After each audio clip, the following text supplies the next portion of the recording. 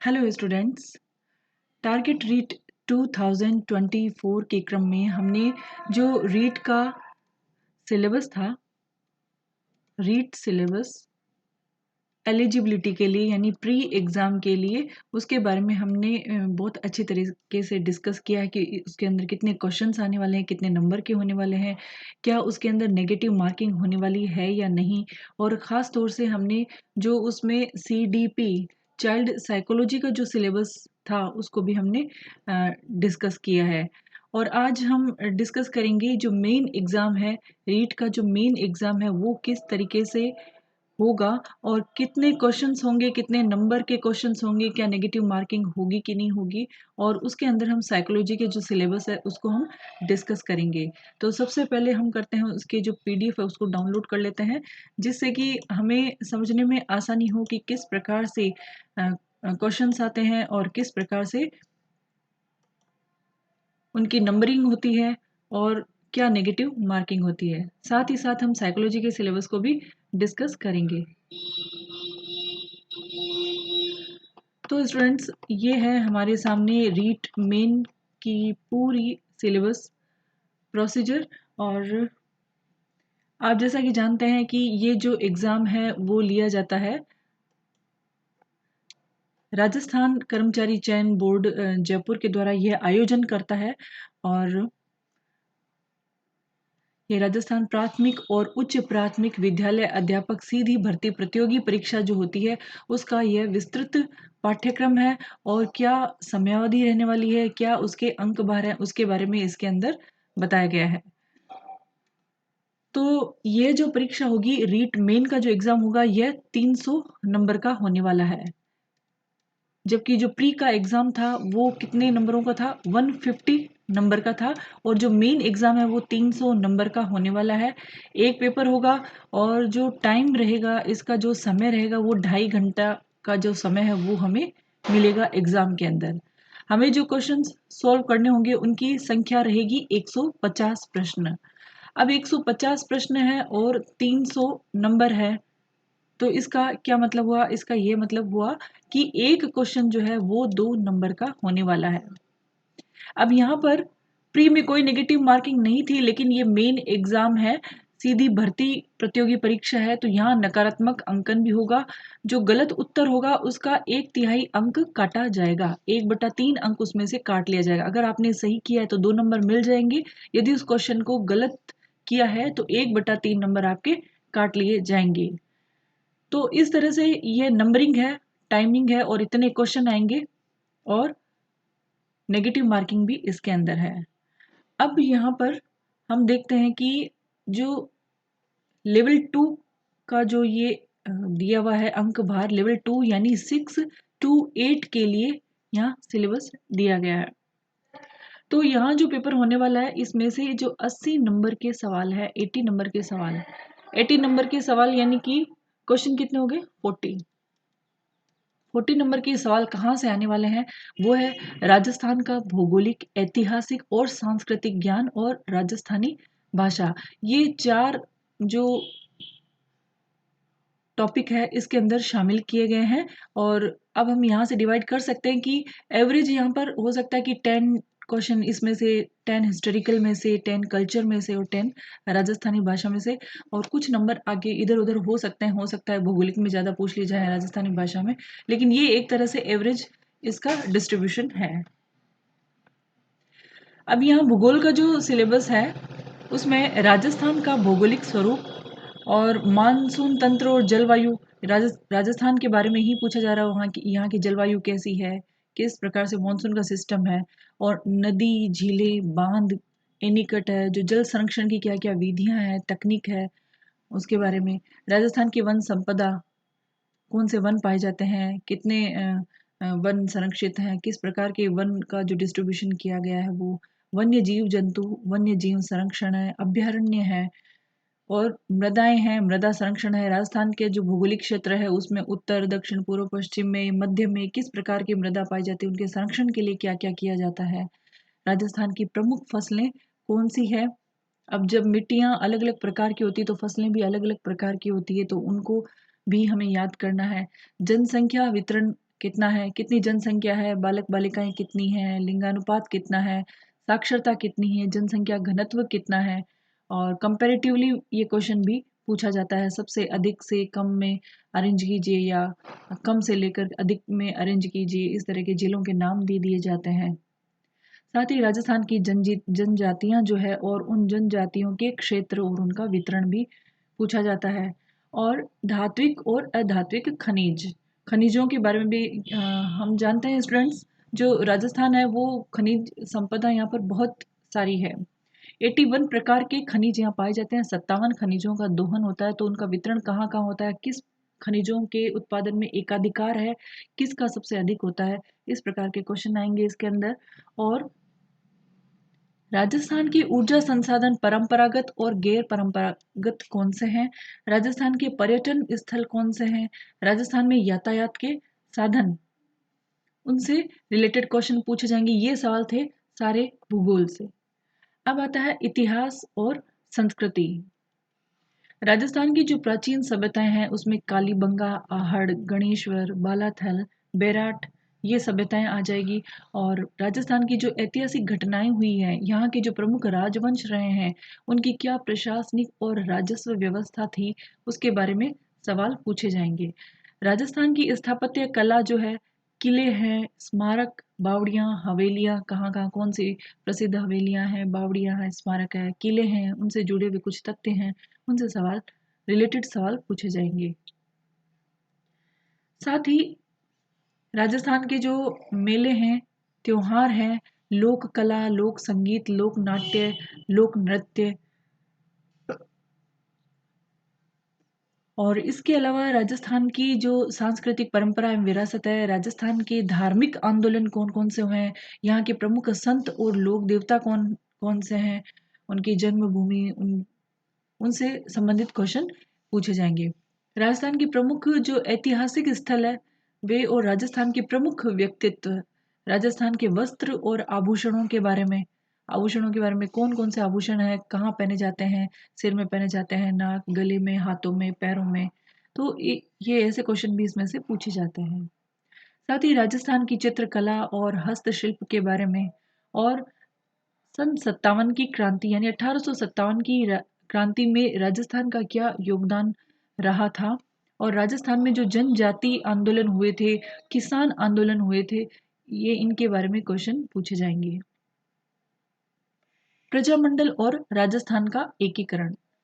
अब ये जो चीजें हैं भूगोल में हुई, इतिहास और संस्कृति में हुई, तो ये हम रीट मेन के लिए तैयार कर रहे हैं। लेकिन जितने भी एग्जाम्स होते हैं टीचर्स के, सेकंड ग्रेड हो चाहे वो फर्स्ट ग्रेड हो, और इवन आरएस का जो भी एग्जाम भी होता है, तो ये चीज़ें तो कॉमन है ही है, ये चीज़ें तो आती है। तो इसको अच्छी तरीके से अगर एक बार तैयार कर लिया जाए तो काफ़ी एग्जाम्स में हमारे लिए ये बहुत बेनिफिशियल हो सकता है। अब है राजस्थानी भाषा। तो राजस्थान की क्षेत्रीय बोलियां कौन सी है, और राजस्थानी कृतियां कौन सी है, राजस्थानी साहित्यकार कौन से हैं। राजस्थान जिस प्रकार से खनिज संपदा में धनवान है, उसी तरह से यहाँ पे बहुत सारी बोलियां भी है, बहुत सारे साहित्यकार भी है। और उसके साथ ही राजस्थानी संत साहित्य, संतों ने भी बहुत सारे साहित्य लिखे हैं। लोक साहित्य भी यहाँ प्रसिद्ध है। तो इनके बारे में क्वेश्चन यहाँ से पूछे जाएंगे।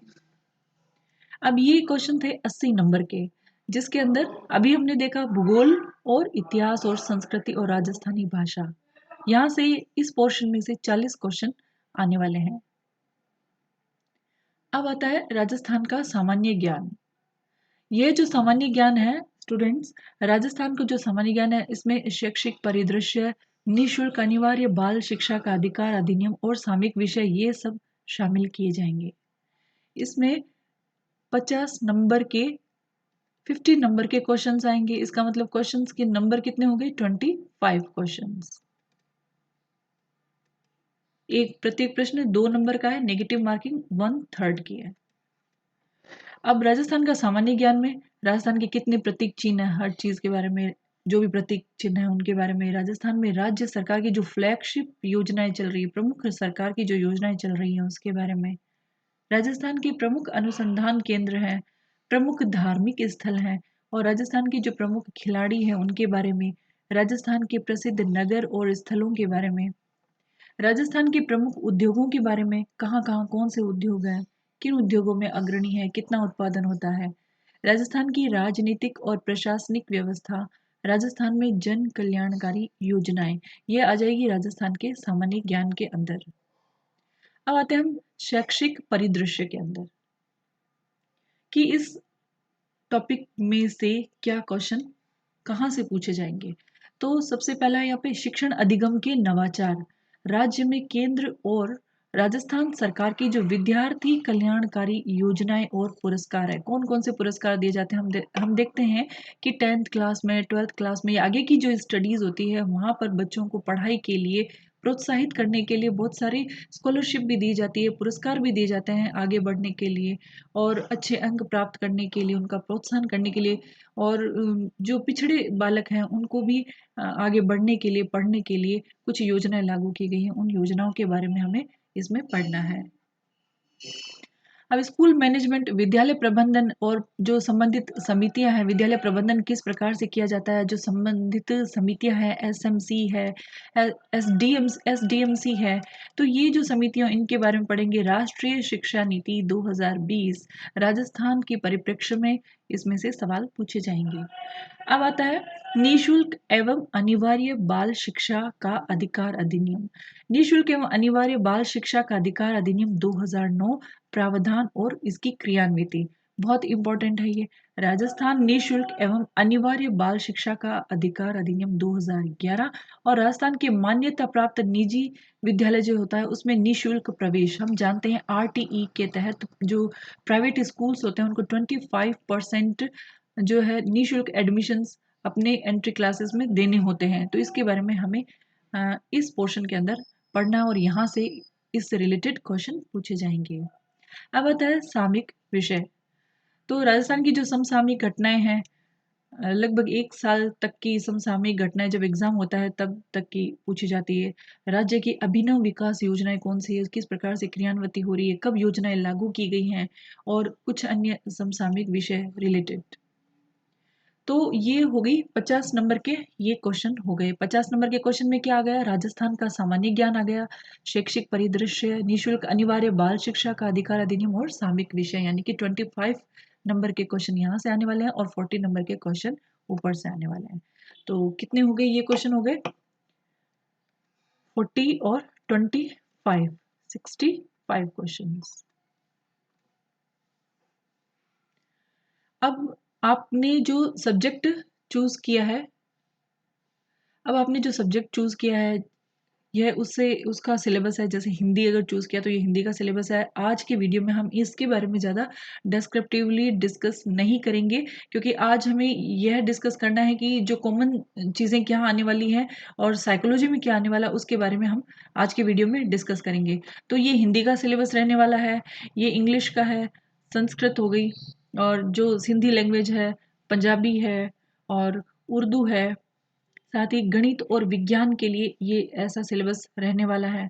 और सामाजिक अध्ययन और शैक्षिक रीति विज्ञान, ये इनके अंक डिस्ट्रीब्यूशन भी दिए गए हैं, इसके बारे में हम फिर नेक्स्ट वीडियो में ज़रूर डिस्कस करेंगे। तो अब हम आ जाते हैं सीधे ही हमारे शैक्षणिक मनोविज्ञान में। शैक्षणिक मनोविज्ञान, क्योंकि अभी हमारा जो टारगेट रीट 2024 जो प्री के लिए चल रहा है, एक टारगेट हमने तय किया कि 2024 जनवरी या फेब में जो प्री का एग्ज़ाम होने वाला है उसे हमें कंप्लीट करना है। तो उसके अंदर ये जो मेन का जो सिलेबस है उसका भी लगभग वही टॉपिक है, तो इसीलिए हमें इसे डिस्कस करना बहुत ज़रूरी है। ये है, फर्स्ट है शैक्षिक मनोविज्ञान, इसका क्या अर्थ है, इसका स्कोप क्या है, क्षेत्र क्या है, इसके क्या कार्य है। अब हम शिक्षा के क्षेत्र में जाने वाले हैं, बीएड हमने की है, टीचिंग से रिलेटेड कंपटीशन दे रहे हैं, तो शिक्षा में मनोविज्ञान का क्या रोल है, उसका क्या काम है। बाल विकास, सीडीपी वेरी इंपॉर्टेंट, इसका क्या अर्थ है, बाल विकास के सिद्धांत और विकास को प्रभावित करने वाले कारक। बाल विकास में वंशानुक्रम और वातावरण का क्या प्रभाव पड़ता है, ये हमने पढ़ा। और व्यक्तित्व, पर्सनैलिटी में उसकी संकल्पना, प्रकार, कितने प्रकार के व्यक्तित्व होते हैं, व्यक्तित्व को कौन कौन से कारक जो होते हैं वो प्रभावित करते हैं, पर्सनैलिटी का हम कैसे मेजरमेंट कर सकते हैं, मापन कर सकते हैं, ये इसमें आ जाएगा। फिर आता है नेक्स्ट बुद्धि, इंटेलिजेंसी। क्या बुद्धि की संकल्पनाएं हैं, बुद्धि के कितने सिद्धांत है, किस प्रकार से मापन किया जा सकता है। उसके बाद स्टूडेंट्स आ जाता है लर्निंग यानी अधिगम।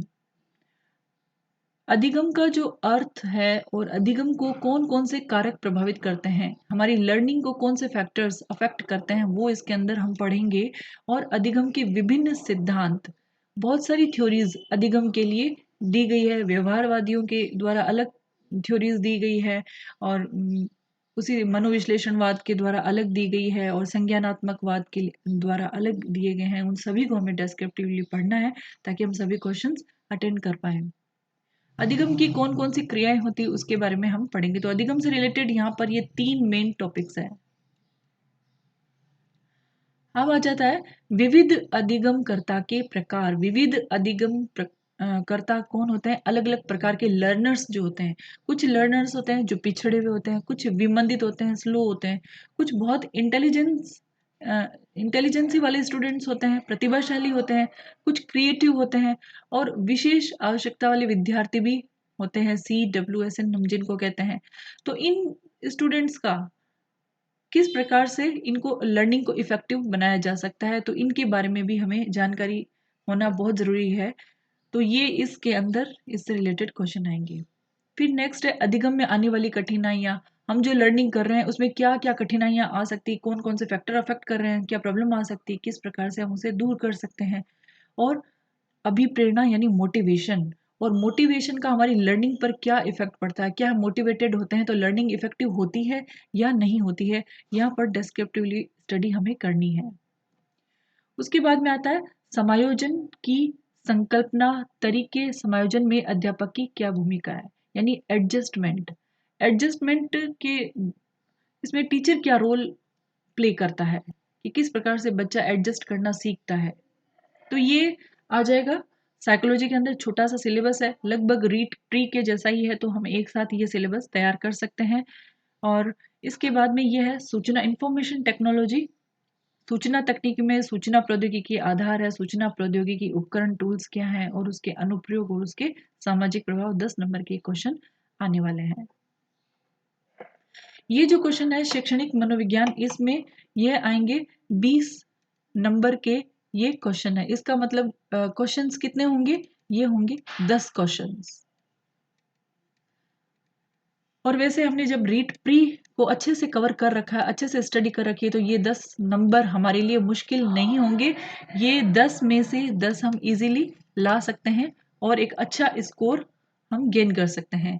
तो स्टूडेंट्स, ये था रीट मेन का सिलेबस और हमने देखा कि लगभग प्री के जैसा ही है साइकोलॉजी का। और कितने क्वेश्चंस इसमें आने वाले हैं, क्या नेगेटिव मार्किंग रहने वाली है, इसके बारे में हमने पढ़ा। और अब हम वापस कंटिन्यूटी में सीडीपी को ही कंटिन्यू करेंगे। हमें सीडीपी के अंदर पढ़ना है।